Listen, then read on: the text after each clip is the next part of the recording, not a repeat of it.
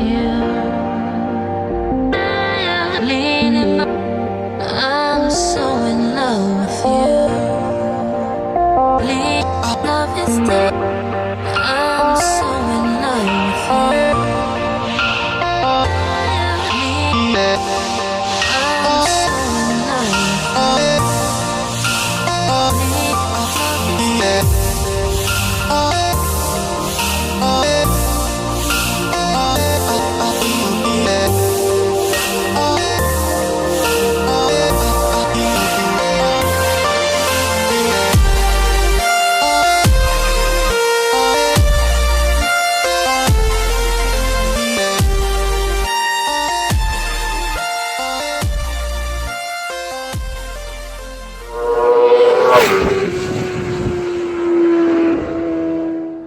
The initial turn on, let's see.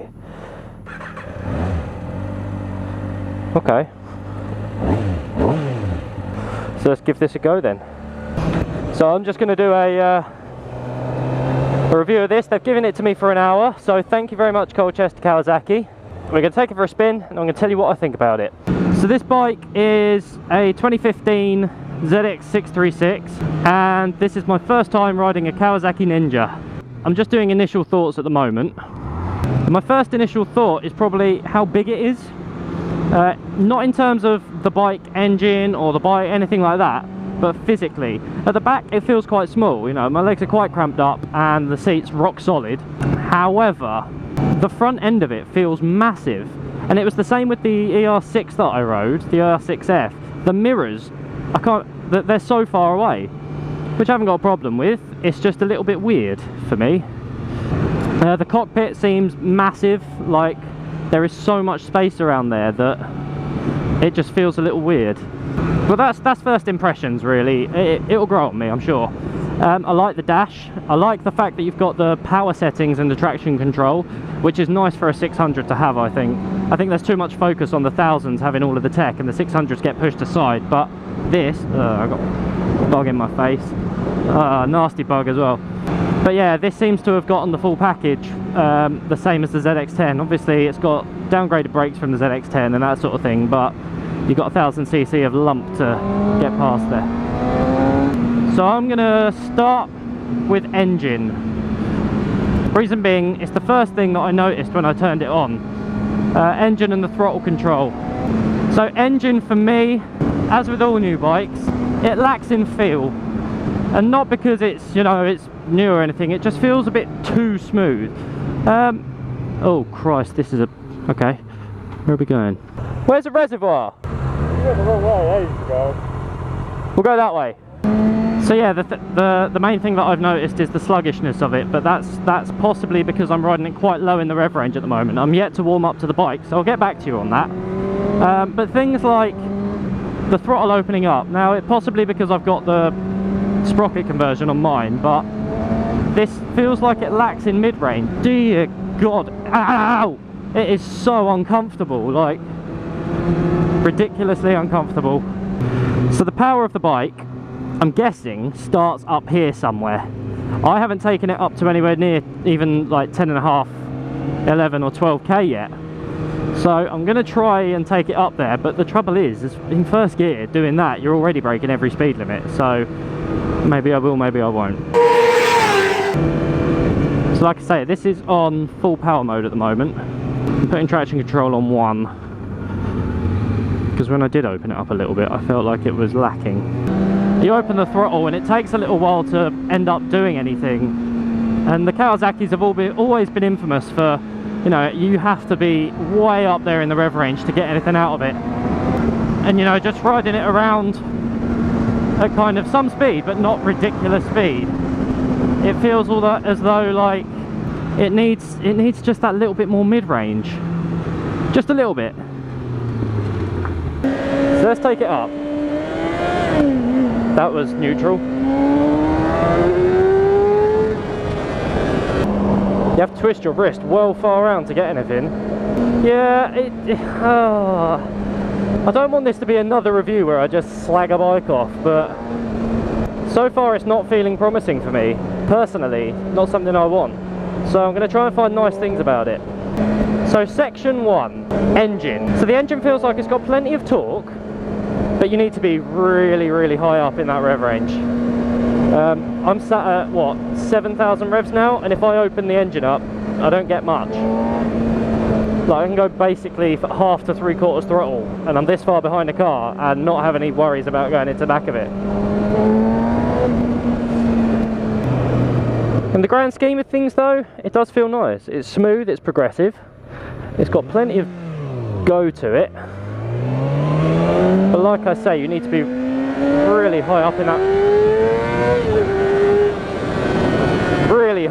rev range, and I'm talking sort of like 13,000 revs before you're getting sort of the power that you'd expect, which to me just feels like, to get anywhere with this engine you need to be on a track, and you need to be on a track with a very long straight. City riding, I cannot see this being suitable at all for city riding, or even, you know, medium speed riding, because, you know, sitting at kind of a comfortable rev, you open it up, nothing happens, and it's not got any engine brake into it. Literally it'll roll on forever. It is very smooth and it is very progressive, and it has got all of the things that you'd need from a super sport 600. You know, if you're on a track, you've got all of the power that you will need from a bike.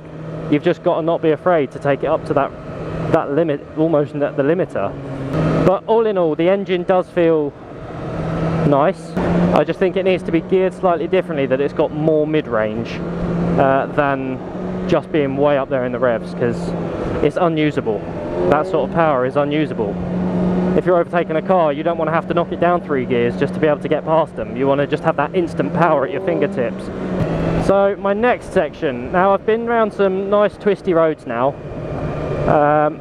I've had a feel for the bike, and it feels comfortable. It feels comfortable around the corners. Not comfortable as in the seat, because that's rock solid and the suspension is way too hard. But if you're going around a corner, it feels very stable, very planted, but also very flicky. It's all very well balanced. And you're going around a corner, and you know, you don't have to work the bike too hard. In fact, you don't really have to work it at all. But in terms of the handling, you know, the adjustable suspension's great. You can adjust that to your heart's content.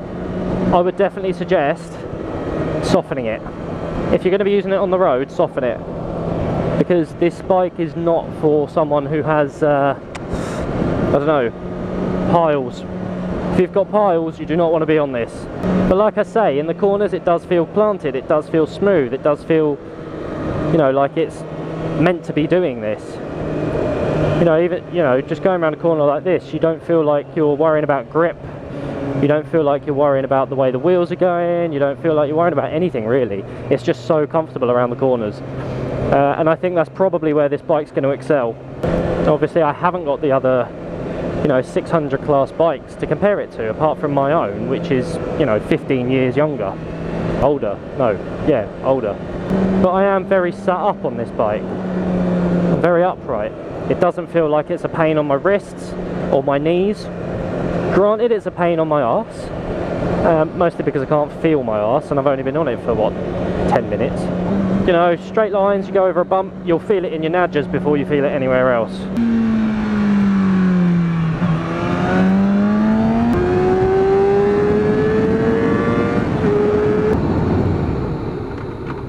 However, those brakes are bloody good. They stop, and they stop you well, and that's what needs to be said for them.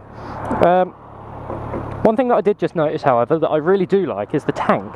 When you're properly leant over, the way that the tank is, you are really well kind of kept in there, and I like that. What do you mean there's a bird in it? Look, there's a fucking bird coming out of it. A bird? Yeah, look. What have you hit? I think I hit. Something been nesting up inside there. There's like, can you open this back seat? Oh, please don't be a dead bird inside the fucking bike.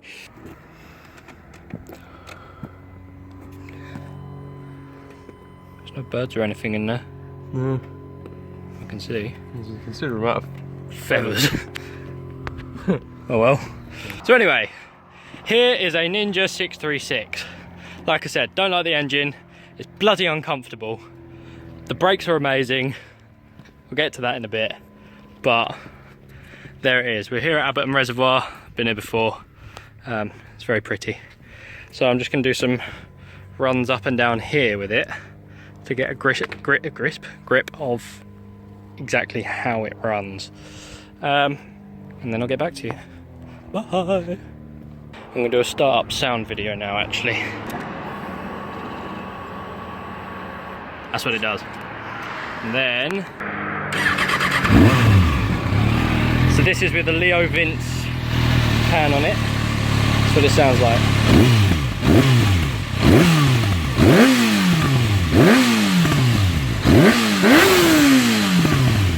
Nice little bit of pop in there. Sounds good. That baffle could do with being taken out though, for sure. So there. So hot, sticky gloves. It's horrible. So the feel of the bike, and I'm talking the feel of, you know, riding it, and how confident do I feel on this bike? I feel quite confident on it. Don't get me wrong, it feels nice in the corners, and the brakes, oh the brakes. The brakes are amazing. I love them. In my opinion, best part of the bike is the brakes. But in terms of feel, the way that I feel on it, I feel like I'm on a bike but I'm not riding it. I feel like it's very self-ridden. It's very smooth, very progressive, and to be honest, some people like that. But I prefer to be able to feel the bike that I'm riding. I prefer to be able to, you know, really know what's going on. Every little ticking, every little clunking, every change of the gears, I want to be able to feel it. And with this, you just can't. It's too smooth. You know, with my Gixxer 600, when you're really near the red line, you know you're really near the red line. You know that you've got, you know, 1000 revs until you have absolutely got as much out of that gear as you can. With this, it's almost like you could whack the throttle open and hold it for days and days and days, and then eventually you just hit the red line and you'll be like, oh, I'm out of gear. You don't get any response from the bike to tell you that you need to change gear now, apart from the big fuck off flashy red light that never shuts up when you're anywhere near the red line. I like the way that it is in the corners. I love the grip of it. It really does. It ticks in nicely to a bend. And I think that's, you know, on track, that's what's going to matter. To me, it just doesn't feel as quick as it actually is. So in terms of features that I like, you've got your power modes and your KTRC, which is Kawasaki's way of saying traction control. I've got it on full power at the moment and traction control on 1. So I like the fact that it's got the traction control, it's got the ABS, it's got the power modes, it's got everything that you're ever going to need. I think it looks awesome from the front, minus the mirrors. The mirrors are one thing that I can't get my head around. I don't rate them. However, they are one of the few bike mirrors that I can actually see out of. Stock bike mirrors anyway. As far as it goes, I can see quite a lot behind me, but they're ugly. They're really far forwards, so to adjust them you need to like fully move your body. They don't look good, and they really take away from the front of the bike. They make it look like it's got these big floppy ears on. So living with this bike, if I was to get one of these, 2 things that I'd do straight away. Number 1, change the seat. Get something hella more comfortable than this, because this is ridiculous. Like, my bum went numb ages ago. And number 2, I'd put some bar end mirrors on it, because these ones look ugly. But other than that, I like the way it is, I like the way it feels, I like the way it rides, I like the way it handles, I like the way it brakes. The engine, I don't know, I think I'd probably change the gearing on it, just to give it a little bit more mid-range. You know, I haven't got much bad to say about it. Everything's good, but in my opinion, I don't think anything excels. I don't think anything's massively great apart from the brakes. You know, as standard brakes go, these are nice. Will I be rushing out to get one? No. Will I be rushing out to test ride other 600s? Yes. As bad as it sounds, I can't wait to get back to the dealer and get back on my Gixxer. It brakes well, it handles well, but it just doesn't beat the feel and the sound of my bike. It's nice, but it's not my cup of tea. So guys, if you have any questions, if you want to know anything about it, if you want to ask me anything about the bike, anything at all, give me a comment. Pop a comment in the comment section, obviously. Make sure to like and subscribe if you want to see more. Let me know what you thought about the review. If you thought it was all over the place, let me know. If you thought it was crap and you never want to hear my voice again, let me know. But anyway, thank you for liking, commenting, subscribing, guys. I'm the usual suspect, and until next time, peace out. Bye. Oh, it feels good to be back on my bike.